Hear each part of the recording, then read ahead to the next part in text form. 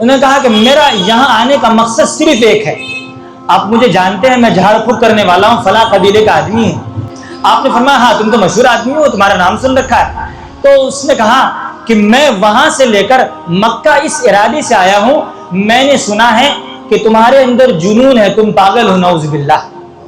اس نے یہ بات کہی، اور میں نے یہ سنا ہے کہ تم خانہ کعبہ کے متولیوں کے بیٹے ہو، تو میں اس لیے تمہارے پاس آیا، خانہ کعبہ کا احترام کرنے کی وجہ سے تم کو بلایا نہیں، تمہارے پاس آ گیا، اور مجھے اللہ نے جو علم دیا ہے تو میں چاہتا ہوں تمہیں دم کر دوں تاکہ تم ٹھیک ہو جاؤ۔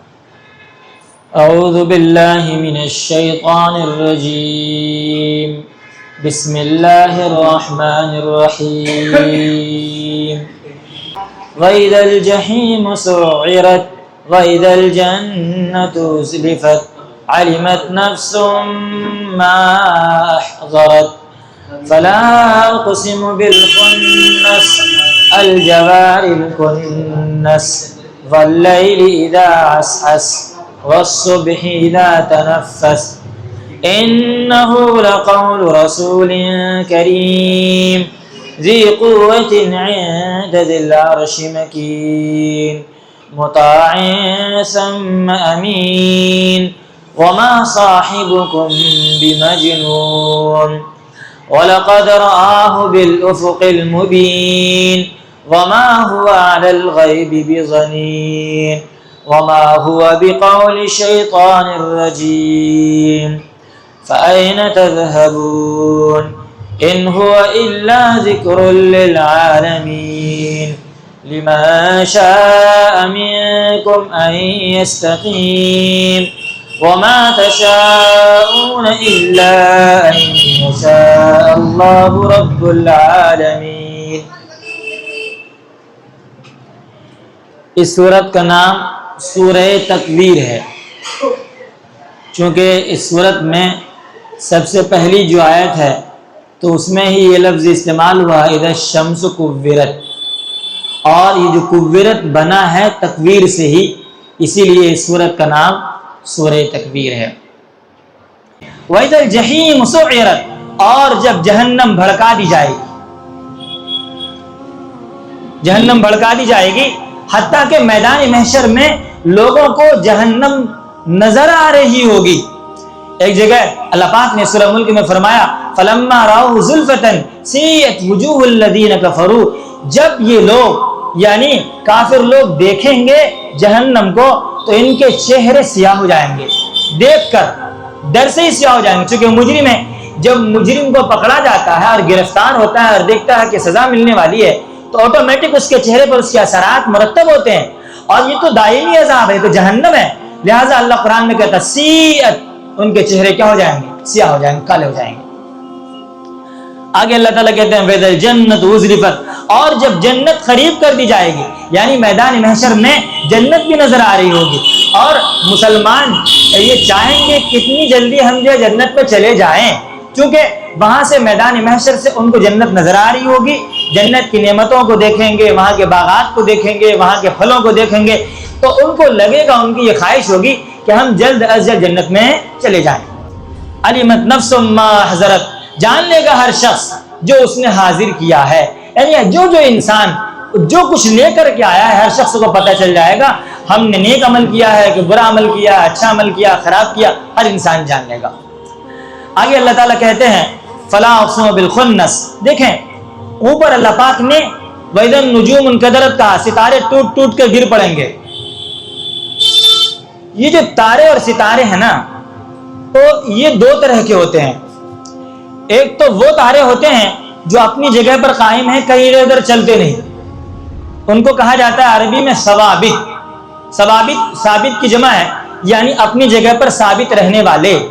تو یہ ستارے وہ ہیں جو اپنی جگہ پر قائم رہتے ہیں، اور ان ستاروں کے ذریعے سے جو دریائی سفر کرتے ہیں یا صحرائی سفر کرتے ہیں، سمندری سفر ہو یا جنگلی سفر ہو، تو ان ستاروں کے ذریعے سے ان کو رہنمائی ملتی ہے، راستہ ملتا ہے۔ یہ لوگ کہ یہ ستارہ اس طرف ہے تو ہمارا راستہ ادھر ہے، ادھر اگر ہے اگر ہم ادھر چلیں گے تو فلاں علاقے میں جائیں گے، اس ستارے کے سمت چلیں گے تو ہم فلاں علاقے میں چلے جائیں گے۔ یہ وہ کرتے تھے۔ قرآن میں اللہ کہتا ہے وَبِالنَّجْمِ هُمْ يَهْتَدُونَ، اور ستارے کے ذریعے یہ لوگ راستہ پاتے ہیں، یہ سمندری راستہ پاتے ہیں۔ تو یہ ستارے ثوابت ہیں، اپنی جگہ پر قائم رہتے ہیں۔ اور ایک وہ ستارے ہیں جو اپنی جگہ پر قائم نہیں رہتے بلکہ چلتے ہیں، چل رہے ہیں اور اس کے بعد پیچھے ہٹ جاتے ہیں، پھر چھپ جاتے ہیں۔ یہ جو ستارے ہیں ان کو کہا جاتا ہے سیارہ۔ 7 سیارہ ہے، ایک سورج اور ایک چاند، زحل، مشتری، زہرہ اور عطارد، مریخ۔ جو ماہرین فلکیات ہیں پرانے زمانے میں بھی وہ کہتے تھے اور آج کے زمانے میں کہ ماہرین فلکیات وہ کہتے ہیں کہ 7 ستارے سیارے ہیں جو چلتے رہتے ہیں، چلتے رہتے۔ سیارہ کا مطلب چلنے والا، چلتے رہتے ہیں، حرکت کرتے رہتے ہیں۔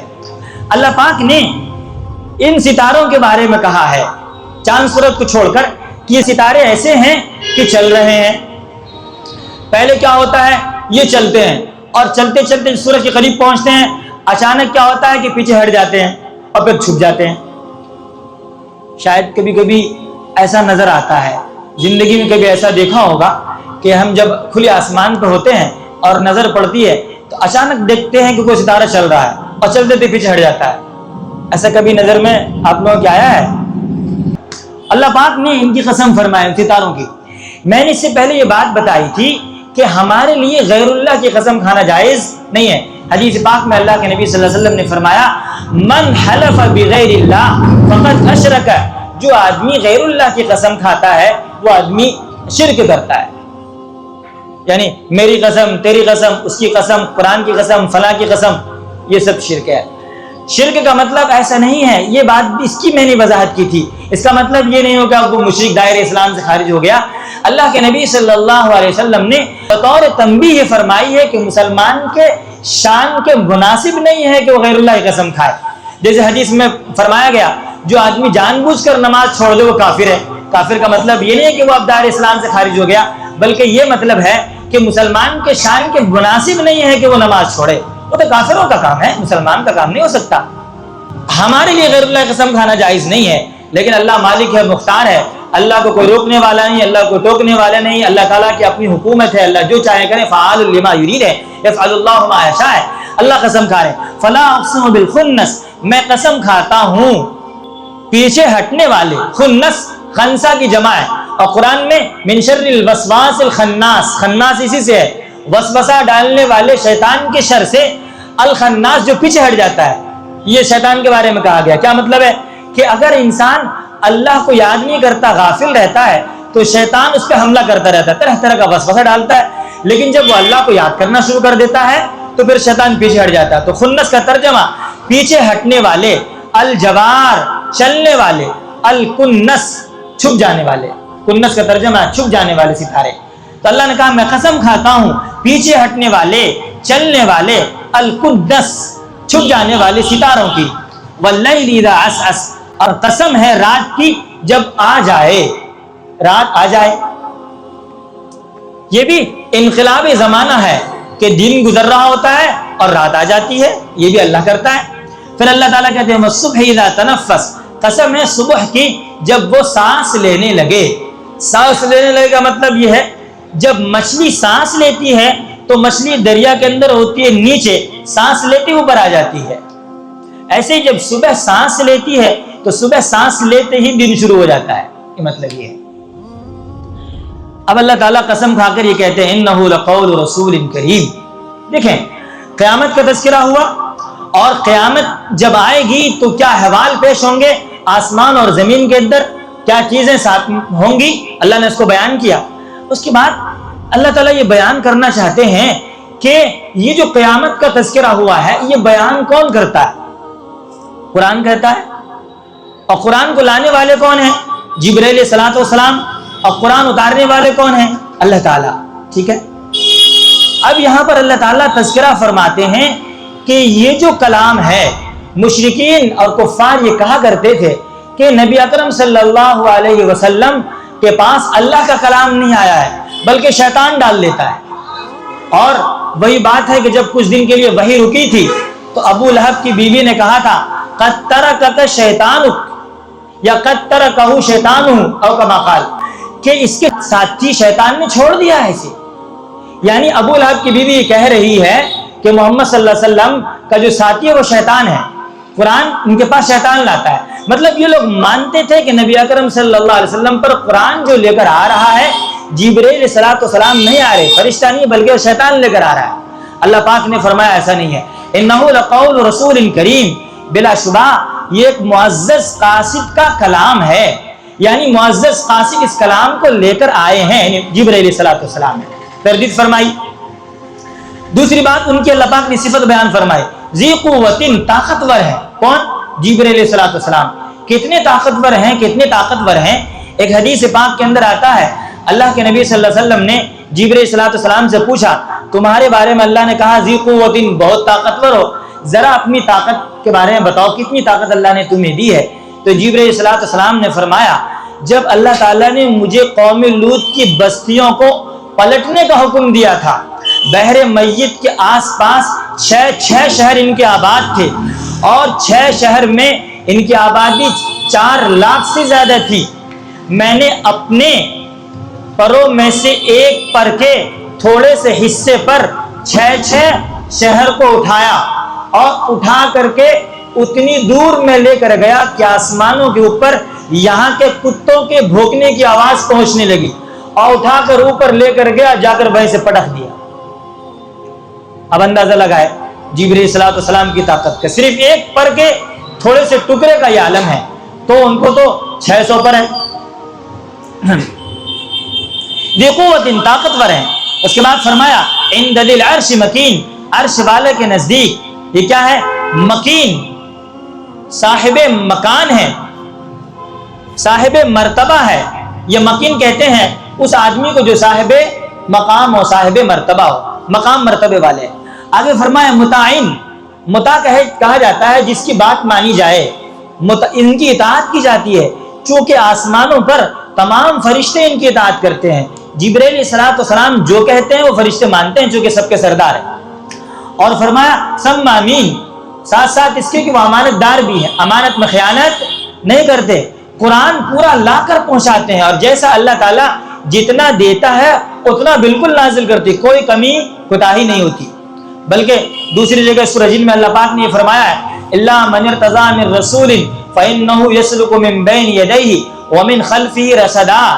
اللہ تعالیٰ کی طرف سے جو پیغام یہ فرشتہ لے کر کے آتا ہے نا, تو ساتھ ساتھ میں فرشتوں کی ایک جماعت بھی ہوتی ہے, فرشتوں کی جماعت ہوتی ہے تاکہ شیطان جن جو ہے قرآن میں کوئی گڑبڑی نہ کر دے.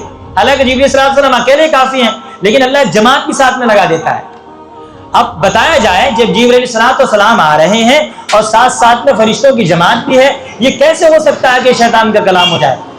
پھر غور و فکر کرو, قرآن کریم کے مضامین میں اگر غور و فکر کیا جائے تو سمجھ میں آتا ہے قرآن کتنی اچھی تعلیم دیتا ہے. قرآن اللہ تعالیٰ کی وحدانیت کے بارے میں, رسالت کے بارے میں, اچھے کام کے بارے میں, نیک بنو, اچھے اخلاق پیدا کرو, برے کاموں سے بچو, فواحش و منکرات سے بچو. قرآن اتنی اچھی تعلیم دیتا ہے, شیطان اچھی تعلیم کیسے دے سکتا ہے؟ وہ تو عرب والے بھی جانتے ہیں, دنیا جانتی ہے شیطان کا کام اچھا نہیں ہوتا, وہ تو خراب باتوں کا حکم دیتا ہے. کیسے ہو سکتا ہے کہ قرآن شیطان کا کلام ہو؟ اور اگر کبھی بالفرض ایسا لگے کہ شیطان کوئی اچھا کام بھی کر رہا ہے تو وہ اچھا نہیں ہوتا, وہ خرابی ہوتا ہے. اللہ پاک کہتے ہیں وما صاحبکم بمجنون. ایک تو ان کا اعتراض تھا قرآن کریم پر, اور دوسرا جو اعتراض ہوتا تھا نبی اکرم صلی اللہ تعالی وسلم کی ذات پر کہ آپ علیہ السلام مجنون ہے, دیوانہ ہے. اللہ پاک نے ان کو یہ تنبیہ فرمائی کہ آپ علیہ السلام مجنون اور دیوانہ نہیں ہے. کیسے؟ تم اتنے زمانے سے 40 سال سے نبی اکرم صلی اللہ علیہ وسلم کو دیکھ رہے ہو, جب بیت اللہ کی تعمیر میں حجر اسود کو رکھنے میں اختلاف ہوا تھا, اس وقت آپ علیہ السلام نے مشورہ دیا تھا کہ ایسا کرو چادر پر رکھو, اور اس کے بعد جو ہے سب نے اٹھایا اور آپ نے اپنے ہاتھ سے رکھ دیا, اور سب نے کہا تھا ھذا الامین قد رضینا, یہ امانت دار آدمی ہے, ہم ان کے فیصلے کو تسلیم کرتے ہیں. جب تم ان کو امین مان رہے ہو, صادق مان رہے ہو, سچا مان رہے ہو, اور 40 سال پوری زندگی دیکھی ہے, تو 40 سال کے اندر تو تم نے کبھی یہ نہیں کہا کہ یہ پاگل دیوانہ ہے. اور جب آپ علیہ السلام حق بات کہہ رہے ہیں تو پاگل ہو گئے, دیوانہ ہو گئے, نعوذ باللہ. اگر غور و فکر کرو تو سمجھ میں آ جائے گا. تو اللہ کہتے ہیں وما صاحبکم بمجنون, تمہارے ساتھی اللہ نے صاحب اس لیے کہا کہ 40 سال تک تمہارے ساتھ زندگی گزاری ہے، تمہارے ساتھ رہے ہیں، تمہارے ساتھی ہیں یہ، وما صاحبکم بمجنون، تمہارے ساتھی مجنون اور دیوانہ نہیں ہے۔ ابو لہب اور ابو جہل ان دونوں نے پروگرام بنایا تھا۔ نبی اکرم صلی اللہ علیہ وسلم حج کے موسم میں باہر چلے جاتے تھے، عرفات کے میدان میں، مینا کے میدان میں، کہ باہر سے لوگ آئیں گے، یہاں تو کرنے نہیں دیتے تھے کام، پروپیگنڈا اتنا کرتے ہیں، باہر سے لوگ آئیں گے تو ان کو تبلیغ کریں گے، سمجھائیں گے۔ ان لوگوں نے ڈیوٹی بنا لی تھی کہ ایک عرفات کے مقام پہ تم رہو اور مینا کے مقام پر ہم رہیں گے، ایک جگہ ابو جہل اور ایک جگہ ابو لہب۔ اور اس کے بعد نبی اکرم صلی اللہ علیہ وسلم جب 1 گھنٹہ 2 گھنٹہ تقریر فرما لیتے، لوگوں کو سمجھاتے، ابو لہب کھڑا ہوتا، کہتا یہ میرا بھتیجا ہے، پاگل ہے، اپنے دین سے پھر گیا ہے، آبا و اجداد کے دین سے الگ ہو گیا، ان کی بات مت ماننا۔ آپ نے جو بیان کیا تھا اس پر پانی پھیرنے کے لیے پوری کوشش کرتا، اور ابو جہل بھی یہ کرتا تھا، دونوں۔ ایک صحابی ہیں حضرت زماد رضی اللہ تعالیٰ عنہ، ملنے کے لیے آپ علیہ الصلوۃ والسلام کے پاس آئے اور آ کر کہنے لگے، لوگوں سے پوچھا کہ محمد کون ہے، کہاں ہے؟ لوگوں نے کہا ان کے پاس مت جانا، جو جاتا ہے ان کا ہو جاتا ہے، وہ اپنے آبا و اجداد کے دن سے پھر گئے ہیں، ان کے قریب مت جانا۔ لیکن پوچھتے پاچھتے وہ آپ علیہ الصلوۃ والسلام تک پہنچ گئے۔ آقا علیہ الصلوۃ والسلام خدمت میں جب آئے ہیں تو آپ علیہ الصلوۃ والسلام کے پاس بیٹھے اور کہا آپ کا نام محمد ہے؟ آپ نے فرمایا ہاں۔ انہوں نے کہا کہ میرا یہاں آنے کا مقصد صرف ایک ہے، آپ مجھے جانتے ہیں، میں جھاڑ پھونک کرنے والا ہوں، فلاں قبیلے کا آدمی ہوں، میرا نام زماد ہے۔ اللہ پاک نے ان کی پھونک میں تاثیر رکھی تھی، جو پاگل اور دیوانہ ہوتا تھا وہ پھونک جھاڑ کرتا تھا، ٹھیک ہو جاتا تھا۔ آپ نے فرمایا ہاں تم تو مشہور آدمی ہو، تمہارا نام سن رکھا ہے۔ تو اس نے کہا کہ میں وہاں سے لے کر مکہ اس ارادے سے آیا ہوں، میں نے سنا ہے کہ تمہارے اندر جنون ہے، تم پاگل ہو، نعوذ باللہ۔ اس نے یہ بات کہی، اور میں نے یہ سنا ہے کہ تم خانہ کعبہ کے متولیوں کے بیٹے ہو، تو میں اس لیے تمہارے پاس آیا، خانہ کعبہ کا احترام کرنے کی وجہ سے تم کو بلایا نہیں، تمہارے پاس آ گیا۔ اور مجھے اللہ نے جو علم دیا ہے تو میں چاہتا ہوں تمہیں دم کر دوں تاکہ تم ٹھیک ہو جاؤ۔ اور لوگوں سے میں پیسہ لیتا ہوں، فیس لیتا ہوں، بڑی بڑی رقم لیتا ہوں، لیکن تم سے میں 1 روپے بھی نہیں لوں گا، اور میں ایسے پھونک دوں گا تاکہ تم ٹھیک ہو جاؤ۔ آپ علیہ السلام یہ سن کر مسکرائے اور آپ نے فرمایا زماد تمہیں کس نے بتایا کہ میں پاگل ہوں؟ لوگوں نے بتایا، ابھی تو میں یہاں وہاں سے آیا تھا، پورا مکہ کہہ رہا ہے کہ تم پاگل دیوانے ہو۔ حضرت نے فرمایا زماد لوگ غلط کہتے ہیں، جھوٹ کہتے ہیں، پہلے تم میری بات سن لو، اس کے بعد تم دم کر دینا۔ کہا ٹھیک ہے، اچھی بات آپ سنائیں۔ آپ علیہ السلام نے جو خطبہ جمعہ پڑھی جاتی ہے الحمدللہ نحمدہ ونستعینہ ونستغفرہ، آپ علیہ السلام نے خطبہ پڑھا اور اس کے بعد سورہ طارق پڑھی، والسماء والطارق وما ادراک ما الطارق النجم الثاقب۔ آپ نے پوری سورۃ تلاوت فرمائی۔ جب آپ نے پوری سورۃ تلاوت فرما دی اور اس نے پوری سورۃ سن لی، تو سننے کے بعد جب وہ سن رہے تھے ان کی آنکھوں میں آنسو تھے، اور حضرت زماد رضی اللہ تعالیٰ عنہ نے فرمایا کہ میں شاعر بھی ہوں، میں خطیب بھی ہوں، اور میں عربی بھی ہوں، چونکہ عربی نسل تھے، وہ تو عربی جانتے ہی تھے۔ ہم لوگ قرآن کی فصاحت و بلاغت کو عجمی لوگ کیا سمجھیں گے، لیکن وہ لوگ تو سمجھتے تھے نا قرآن کیسا فصیح و بلیغ کلام ہے۔ چنانچہ وہ کہنے لگے کہ میں عربی بھی ہوں، شاعر بھی ہوں اور خطیب بھی ہوں، اس جیسا کلام کوئی انسان پیش کر ہی نہیں سکتا، لہذا کلمہ پڑھا اشہد ان لا الہ الا اللہ واشہد ان محمدا عبدہ ورسولہ، اور مسلمان ہو گئے۔ آئے تھے دیوانہ سمجھ کر نبی اکرم صلی اللہ علیہ وسلم کو پھونکنے کے لیے، جھاڑنے کے لیے، لیکن آپ کے ہی دیوانے بن گئے۔ تو قرآن کہتا ہے وما صاحبکم بمجنون، نبی اکرم صلی اللہ علیہ وسلم یہ مجنون اور دیوانے نے، اس کی ترغیب اللہ تعالیٰ نے فرما دی۔ اب اللہ کہتے ہیں وَلَقَدْ رَآهُ بِالْأُفُقِ الْمُبِينِ، جبرائیل علیہ السلام کا تذکرہ چل رہا تھا، نبی اکرم صلی اللہ علیہ وسلم نے جبرائیل علیہ السلام کو دیکھا ہے روشن کنارے میں۔ افق جمع آفاق، اس کے معنی کنارہ آتا ہے، اور مبین کے معنی واضح، کتاب مبین، واضح کتاب، روشن کتاب۔ تو بالافق المبین، روشن کنارے میں جبرائیل علیہ السلام کو دیکھا۔ اللہ کے نبی صلی اللہ علیہ وسلم نے جبرائیل علیہ السلام کو ان کی اصلی شکل میں 2 مرتبہ دیکھا ہے۔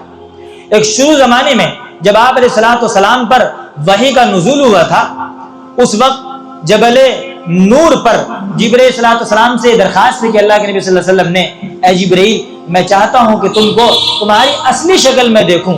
فرمایا ٹھیک ہے، دیکھ لیں گے آپ، اور آپ سے فرمایا کہ آپ اوپر دیکھیں۔ جب اوپر دیکھا تو دیکھا کہ آپ جبل نور پر بیٹھے ہوئے ہیں، اور پوری آسمان کی جو فضا ہے گھیر کے بیٹھے ہوئے، اتنے لمبے چوڑے ہیں۔ آپ نے فرمایا لو ست مئت اجنحہ جبرائیل الصلوۃ والسلام کے 600 پر میں نے دیکھے، 600 پر۔ ایک مرتبہ تو جبرائیل الصلوۃ والسلام کو دیکھا، دوسری مرتبہ جب اللہ کے نبی صلی اللہ علیہ وسلم معراج پر گئے تھے تو وہاں پر سدرۃ المنتہا جو مقام ہے وہاں پر دیکھا تھا، قرآن نے اسے نقل کیا ہے، وَلَقَدْ رَآهُ نَزْلَةً أُخْرَىٰ۔ ایک دوسری مرتبہ جبرائیل علیہ الصلوۃ والسلام کو اللہ کے نبی صلی اللہ علیہ وسلم نے دیکھا، یعنی وہاں دیکھا تھا۔ یہ 2 مرتبہ اللہ کے نبی صلی اللہ علیہ وسلم نے جبرائیل علیہ الصلوۃ والسلام کو اپنی شکل میں دیکھا۔ باقی جبرائیل علیہ الصلوۃ والسلام جو وحی لے کر آتے تھے تو عام طور پر حضرت دحیہ کلبی رضی اللہ تعالیٰ عنہ کی شکل میں آتے تھے، کبھی کبھی کسی دیہاتی کی شکل میں بھی آ جاتے تھے، جیسے کہ مسلم بخاری کی روایت ہے حضرت عمر والی، جو آپ علیہ السلام نے بعد میں فرمایا کہ جبرائیل علیہ السلام آئے تھے تم کو دین سکھانے کے لیے، ایمان کیا ہے، احسان کیا ہے، اسلام کیا ہے، وہ جائے تھے۔ آگے اللہ فرماتے ہیں وما هو علی الغیب بضنین، نبی اکرم صلی اللہ علیہ وسلم غیب پر بخل نہیں کرتے ہیں، یعنی غیب بتانے پر بخل نہیں کرتے۔ اللہ کے نبی صلی اللہ علیہ وسلم کو جو کچھ دیا اللہ نے، جو کچھ بتایا غیب کی بات ہے، جنت، جہنم، میدان محشر، قیامت، تمام چیزوں کو اللہ تعالیٰ کے نبی صلی اللہ علیہ وسلم نے سب کچھ بتا دیا، کچھ چھپایا نہیں۔ اب جو لوگ یہ سمجھتے ہیں کہ اللہ کے نبی صلی اللہ علیہ وسلم نے کچھ دیا ہے اور کچھ لے کر چلے گئے، اس لیے قرآن میں اللہ کہتا ہے یا ایھا الرسول بلغ ما انزل الیک من ربک، اے رسول آپ ان تمام چیزوں کو پہنچا دیجئے جو آپ کی طرف نازل کیا گیا ہے، جو کچھ بھی نازل کیا گیا ہے تمام کی تمام چیزوں کو پہنچا دیجئے۔ وَإِن لَّمْ تَفْعَلْ فَمَا بَلَّغْتَ رِسَالَتَهُ، اور اگر آپ نے ایسا نہیں کیا تو آپ نے رسالت کو پہنچایا نہیں۔ پھر حجۃ الوداع کے موقع پر اللہ کے نبی صلی اللہ علیہ وسلم نے صحابہ کرام سے پوچھا تھا حل بلغت، کیا میں نے پہنچا دیا؟ صحابہ کا جملہ دیکھیے، صحابہ نے فرمایا بلغت، پہنچا دیا، وَأَدَّيْتَ، اور حق ادا کر دیا، وَوَفَّيْتَ، وفا یوفی، توفیہ کے معنی آتا پورا پورا پہنچانا۔ صحابہ نے کہا یا رسول اللہ آپ نے پورا کا پورا پہنچا دیا۔ مطلب یہ کہ اللہ تو کہہ رہے ہیں کہ سب پہنچایا، نبی اکرم صلی اللہ علیہ وسلم کہہ رہے ہیں ہم نے سب کچھ پہنچا دیا۔ صحابہ اس بات کو مان رہے ہیں اور اس بات کا اقرار کر رہے ہیں کہ نبی اکرم صلی اللہ علیہ وسلم نے سب کچھ پہنچا دیا۔ اللہ تعالیٰ کے یہاں کھڑا ہونا ہے تو پھر فَأَيْنَ تَذْهَبُونَ، تم صراط مستقیم سے کیوں ہٹے جا رہے ہو؟ جو سیدھا راستہ ہے قرآن کا، نبیوں کا، اس راستے کو تم کیوں چھوڑ رہے ہو؟ آگے اللہ کہتے ہیں اِنْ هُوَ إِلَّا ذِكْرٌ لِّلْعَالَمِينَ، یہ قرآن نہیں ہے مگر نصیحت تمام جہان والوں کے لیے۔ قرآن کو اللہ پاک نے نصیحت بنایا، ماننے والوں کے لیے فائدہ ہے اور نہیں ماننے والوں کے لیے نقصان ہے، جو مان لے اس کا نفع، جو نہیں مانے اس کا نقصان ہے۔ لمن شاء منکم ان یستقیم، اس شخص کے لیے تم میں سے جو چاہے سیدھا رہنا، جو سیدھا رہنا چاہے، مستقیم صراط مستقیم کو اختیار کرنا چاہے اس کو اس کا فائدہ ہوگا، لیکن جو نہیں چاہے اس کا فائدہ اس کو نہیں ہوتا۔ آگے اللہ تعالیٰ کہتے ہیں وَمَا تَشَاءُونَ إِلَّا أَن يَشَاءَ اللَّهُ رَبُّ الْعَالَمِينَ، تم نہیں چاہتے ہو مگر یہ کہ اللہ چاہے جو تمام جہان والوں کا رب ہے۔ دیکھیں اس آیت کو سمجھے، اللہ نے کہا کہ تم نہیں چاہتے ہو مگر یہ کہ اللہ چاہے، یعنی جب اللہ چاہے گا تب تم چاہو گے۔ ہدایت پر اگر اللہ تم کو لانا چاہے گا تب تم آؤ گے۔ اس کا ظاہری مطلب تو یہ سمجھ میں آتا ہے نا، لیکن حقیقتاً ایسا نہیں ہے۔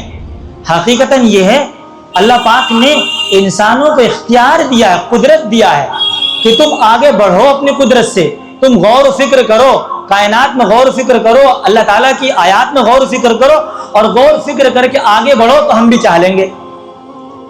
اب دیکھیں اس کی مثال آپ سمجھیں۔ مثال کے طور پر یہ یہاں یہ ہے بورڈ لگا ہوا ہے، اس میں بٹن بھی ہے، پنکھا بھی ہے، بلب بھی ہے۔ ہم کو یہ قدرت ہے کہ ہم اٹھتے ہیں اور اٹھنے کے بعد جو اس کو دبا دیں لائٹ جل جائے گی، پنکھا چل جائے گا، ٹھیک ہے۔ لیکن اگر لائٹ نہ ہو، بجلی وہاں سے کٹی ہوئی ہو تو ہمارے جلانے سے ہوگا نہیں ہوگا نہیں، تو بجلی کا ہونا ضروری ہے، لیکن ہمارا اٹھنا، ہمارا اس کو کرنا ضروری ہے، تو دونوں ضروری ہوا۔ اب یوں سمجھیں یہاں پر بھی یہ ہے کہ انسان جب آگے بڑھتا ہے، کوشش کرتا ہے، آگے بڑھا، اٹھا، بٹن ٹیپا، وہاں سے لائٹ تھی، آ گیا، آگے بڑھ رہا ہے انسان، کوشش کر رہا ہے، اللہ تعالیٰ آگے بڑھا دیتے ہیں۔ اس آیت کی وضاحت اللہ تعالیٰ نے دوسری آیت میں فرمائی وَالَّذِينَ جَاهَدُوا فِينَا لَنَهْدِيَنَّهُمْ سُبُلَنَا، جو لوگ ہمارے راستے میں کوشش کرتے ہیں لنہدینہم تو ہم ان کو راستہ دکھا دیتے ہیں. کیا مطلب ہوا؟ اس کا مطلب یہی نہیں ہوا کہ ہم کوشش کریں گے تو اللہ ہمیں راستہ دکھا دے گا. اللہ نے ہمیں اختیار دیا ہے, اللہ نے ہمیں قدرت دیا ہے. ایسا نہیں کہ ہم مجبور ہیں, اللہ چاہے گا تو ہوگا. اللہ کی مشیت موقوف ہے ہمارے چاہنے پر بھی. ہم اگر چاہ لیں, ہم اگر کوشش کر لیں, ہمارا ارادہ اگر ہو جائے تو اللہ راستہ نکال دیتا ہے. اللہ قرآن میں کیوں کہتا ہے انا ہدینا السبیل اما شاکرا و اما کفورا. میں اس کی ایک جگہ اور وضاحت کرتا ہوں. ایک ہوتا ہے مرید اور ایک ہوتا ہے مراد. اللہ کچھ لوگوں کو تو یہ کرتا ہے کہ اٹھا کر راہ راست پر لے آتا ہے, اور کچھ لوگوں کے ساتھ ایسا ہوتا ہے کہ وہ غور و فکر کرتے ہیں, محنت کرتے ہیں, حق کو سمجھنے کی کوشش کرتے ہیں, تو اللہ تعالیٰ ان کو جو ہے لے آتا ہے. اور اللہ قرآن میں کہتا ہے اللہ یجتبی الیہ من یشاء ویہدی الیہ من ینیب. اللہ جسے چاہتا ہے اپنی طرف کھینچ لیتا ہے. اب ایک بات بتائیں, نبی بننا ہمارے اختیار میں ہے؟ نہیں ہے. اللہ نے کھینچ کے ان کو بنا دیا, ان سب کو بننا ہے بنا دیا. لیکن ولی بننا ہمارے اختیار میں ہے کہ نہیں؟ ہم اللہ کے ولی بن سکتے ہیں کہ نہیں بن سکتے؟ بن سکتے ہیں نا. تو یہ ہمارے اختیار میں ہے اور وہ ہمارے اختیار میں نہیں. تو جو ہمارے اختیار میں ہے, تو جن کو اختیار دیا گیا ہے اور جو لوگ آگے بڑھ رہے ہیں یہ مرید کہلاتے ہیں, اور جن کو اللہ پاک نے اٹھا کر بنا دیا یہ مراد ہے. اللہ یجتبی الیہ من یشاء, اللہ جسے چاہتا ہے اپنی طرف کھینچ لیتا ہے. ویہدی الیہ من ینیب, اور اس کو ہدایت دیتا ہے جو اللہ کی طرف رجوع کرتا ہے, جو اللہ کی طرف آتا ہے, جو اللہ کی طرف چل چل کر دوڑ دوڑ کر آتا ہے, اللہ اس کو راہ دکھا دیتا ہے. اچھا, دنیا میں بہت سارے لوگ ہیں جو قرآن کا مطالعہ کرتے ہیں, خالی و ذہن ہو کر قرآن کو پڑھتے ہیں. بہت سے لوگ مسلمان ہوئے اس وجہ سے مسلمان ہوئے کہ خالی و ذہن تھے, ان کو جاننے کا جذبہ تھا, صحیح دین اور صحیح مذہب کو سمجھنے کا شوق تھا, اللہ نے ہدایت دے دی. لیکن بہت سے لوگ جو قرآن کو پڑھتے ہیں لیکن ان کا مقصد یہ نہیں ہے, ان کا مقصد ہے قرآن میں کجی نکالنا, قرآن میں عیب نکالنا. ان کو ہدایت کبھی نہیں ملتی, اس لیے کہ وہ یہاں پر کوشش نہیں کر رہے ہیں ہدایت کو اختیار کرنے کا, صحیح راستے پر آنے کی کوشش نہیں کر رہے ہیں. تو قرآن نے اس کی دوسری جگہ وضاحت فرمائی. اسی کو اہل سنت والجماعت یہ کہتے ہیں, اور علماء اہل سنت والجماعت, کہ اللہ تعالیٰ نے انسان کو کچھ اختیار بھی دیا ہے. ایسا نہیں ہے کہ اختیار اگر نہ دے انسان تو پھر تو جبر ہو جائے گا نا, پھر ایمان کیسا معتبر ہوگا. اللہ نے کچھ اختیار دیا ہے کہ آپ اختیار سے کریں تبھی تو عذاب ثواب ہے. اگر اختیار نہیں اور مجبوراً اللہ مسلمان بنا دے. نبی اکرم صلی اللہ علیہ وسلم کے بارے میں اللہ کہتا ہے وَلَوْ شَاءَ اللَّهُ لَجَمَعَهُمْ عَلَى الْهُدَى فَلَا تَكُونَنَّ مِنَ الْجَاهِلِينَ. اگر اللہ چاہے تو سب کو ہدایت پر لے آئے, آپ جاہلوں میں سے نہ بنیں. یعنی آپ اتنی کوشش نہ کریں کہ آپ پریشان ہو, آپ کی جان ہلاکت میں پڑ جائے. بس آپ سمجھا دیں, آپ کا کام ہے سمجھانا. اللہ چاہے گا تو سب کو لے آئے گا, لیکن اللہ چاہتا نہیں. اللہ تو یہ چاہتا ہے کہ ہم نے آپ کو قدرت دی ہے, آپ اپنی قدرت کا, اپنی طاقت کا استعمال کریں, پھر ہم رہنمائی کر دیں گے. یہی بات ہے, یہ تقدیر کا یہ مسئلہ ہے, اس سے واضح ہو جاتا ہے. تو اسی لیے میں نے اس بات کو واضح کر دیا. تو خلاصہ یہ نکلا, اللہ پاک نے انسان کو کچھ قدرت بھی دی ہے اور کچھ اپنے کنٹرول میں بھی رکھا ہے. ایسا نہیں کہ مکمل یہ کر دیا, اور ایسا نہیں کہ مکمل مجبور کر دیا. بس آپ بڑھے, اللہ تعالی راستہ نکال دیتے ہیں.